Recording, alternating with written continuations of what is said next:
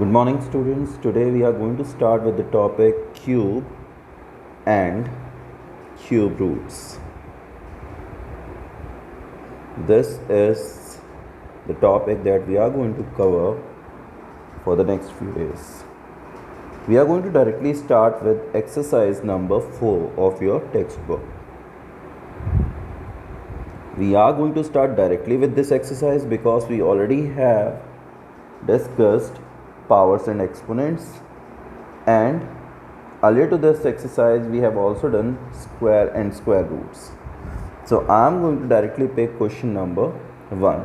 Before I start with question number 1, you need to remember that the power decides how many times a particular number is going to get multiplied to itself. So let us start with question number 1, the first part of it. So I am starting with the first part of question number 1. We need to find the values of each of the following. So we need to find the final value. The thing that is given in the first part is 5 by 6 as a fraction, and there is a power 3. Now whenever the power is 3, we are going to call it as a cube. Like in the previous chapter we talked about squares. Square means a power of 2. Cube means a power of 3. So what is going to happen, like in the case of square, the power was distributed. Similarly, this 3 as a power will be distributed over the numerator and denominator both. So what will we get? We will get 5 to the power 3 upon 6 to the power 3. Let us simplify it further. In the numerator we will get 5 into 5 into 5, and in the denominator we will have 6 into 6 into 6. So 5 into 5 is 25, 25 into 5 is 125. 6 into 6 is 36, 36 into 6. Let us do it in the rough column. Let us make a rough column in here. So in the rough column we are going to do 36 into 6 because we have 6 into 6 into 6. 6 6 is 36. 6 3 is 18 plus 3 is 21. So the final answer is 125 upon 216. That becomes our final answer. Let us do the fifth part of question number 1 now. The fifth part, which is minus 1.1 raised to the power 3. Now before I attempt this question, I am going to make you remember what we discussed about the powers. Whenever we have a negative number raised to the power even, then the value is positive. The final answer will be positive. But whenever we have a negative number raised to the power odd, then the value, the final answer will be negative. We are going to apply the same thing in this particular question. Now if you see, the power here is 3, that is cube, which is odd. So the final answer will be negative. What do we have in the bracket? 1.1 into 1.1 into 1.1. Now let us simplify it further. It will remain negative. What do we have? We have 11 into 11 into 11 upon 10 into 10 into 10. How did I do it? By removing the decimal from each number. If I remove the decimal, it will be 1 in the denominator, and the number of decimal places is going to decide the number of zeros. So let us proceed further and calculate the value of 11 into 11 into 11. Now 11 into 11 is 121. I am going to multiply 11 to it. It will be 121 and 121. The final answer will be 1331. So writing the final answer now, it will be equal to minus 1331 upon 1230. This can be rewritten as minus, counting the number of zeros will decide the decimal places. So we are going to count the number of zeros, which is 3. We are going to count 3 digits from the right side. So it will be 1.331. Remember, the number of zeros decide the number of decimal places, which we count from the right side towards the left side. 3 zeros means 1, 2, 3, and then we are going to put a decimal. So this becomes our final answer. Moving ahead with part number 9. So we are going to talk about the 9th part of question number 1, wherein we need to find the cube of minus 20. Like I have told you earlier, whenever the power is odd, here it is 3, which is a cube, but it is odd. If we have a negative number, then it will remain negative. And what will we have? We have 20 into 20 into 20. So that is going to give me 2 into 2 into 2 is 2 into 2 is 4, 4 into 2 is 8. So it will be minus 8, and how many zeros will be there? 1, 2, 3. So minus 8,000 will be the answer. Similarly, one more part of the question that I am going to attempt is part number 10th. Let us do 10th part of this question, and the number given within the bracket is minus 0.013 raised to the power 3. So let us simplify it further. Like I said, the power is odd, the power is cube, so the number will remain minus. Let us talk about what happens because of this power. I will have 13 into 13 into 13. And what I did, I have removed the decimal from each number. It is decimal removed, so it will be 1. How many decimal places? 1, 2, 3. So there will be 3 zeros. Because it is 3 times, it will be 1000 into 1000 into 1000. So that is what we need to solve. Okay, let us proceed further in the rough column. 13 into 13 is 169. 169 into 13 we have to do because it is a cube. 3 9s are 27. 3 6 are 18 plus 2 is 20. 3 1 is 3 plus 2 is 5. You will have 169.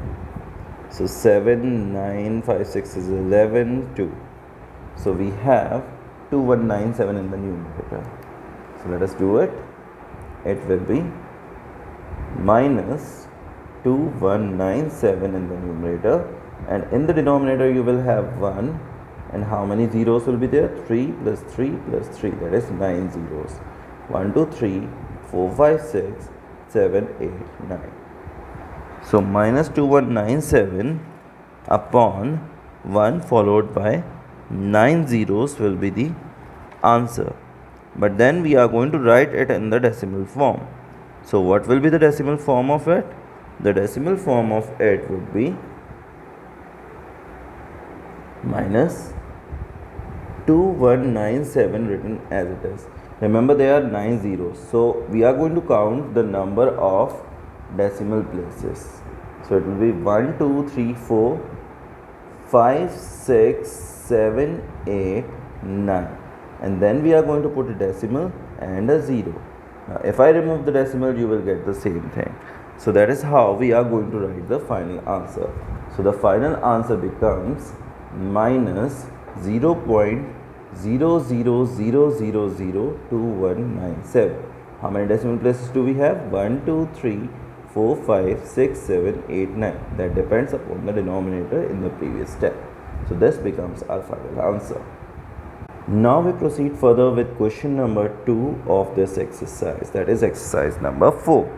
In question number 2, they are saying identify the perfect cubes among the following. Find the number whose cube is the given number in each case of the perfect cubes. So we have to find whether the given number are perfect cubes or not. That we can do by going through prime factorization. Remember, in the case of square roots, we were having two methods. One was the prime factorization method, and the other was long division method. But in the case of cube root, we are going to go with prime factorization. There, in the case of square root, we were emphasizing on the pair. One from each pair was taken out when we were talking about square root. Here, in the case of cube root, we are going to talk about triplets. So we are going to make triplets of the factors, that means 3 in number, and one from each triplet will be taken out. So let us start with the first part of the question. The first part says that we have to decide whether 128 is a perfect cube or not. If it is a perfect cube, we have to find a number whose cube it is. That means we have to find the cube root of it. So like I said, we are going to continue with the prime factorization method. So let us start with it. Prime factorization method says that we are going to keep dividing the number by a prime number. Because 8 is there in the unit place, I am going to start with 2. 2 into 6 is 12, 2 into 4 is 8. Again, we can continue with 2. 2 3 is 6, 2 2 is 4. Remember, 2 is a prime number. 2 1s are 2, 2 6 is 12. 2 8 is 16, 2 4s are 8, 2 2s are 4, 2 1s are 2. So we are going to continue the division unless and until the quotient becomes 1. Now we are going to make the triplets. This is the first triplet that we get. This is the second triplet we get, and we are left alone by a factor. So if we are going to get all the factors in the form of triplets, the given number will be a cube, otherwise it will not. So we are going to write 128 is equal to 2 to the power 3 because of this triplet into 2 to the power 3 because of the second one into 2. We are going to write, since 2 is a factor which is not forming a triplet. Therefore, 128 is not a perfect cube. So this is what we get, and that becomes our answer. So we need to decide that whether the given number is a perfect cube or not. We find that 128 is not a perfect cube. So let us continue with the next part of the question. That is going to be the third part of the question. So I proceed further with the third part of the question, wherein the number given is 343. So we need to decide whether this number is a perfect cube or not. So let us start with it. We are going to go with the prime factorization method.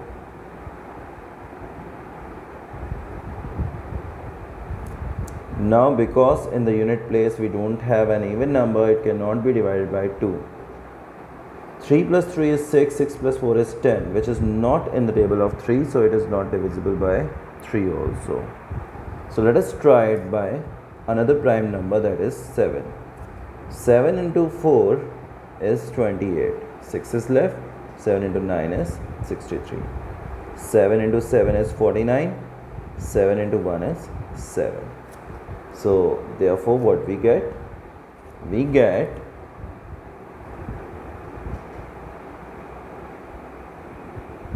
343 can be written as 7 into 7 into 7. That is equal to 7 raised to the power 3. Therefore, we can write, since the factors of 343 are in triplets. Remember all the factors. Therefore, 343 is a perfect cube.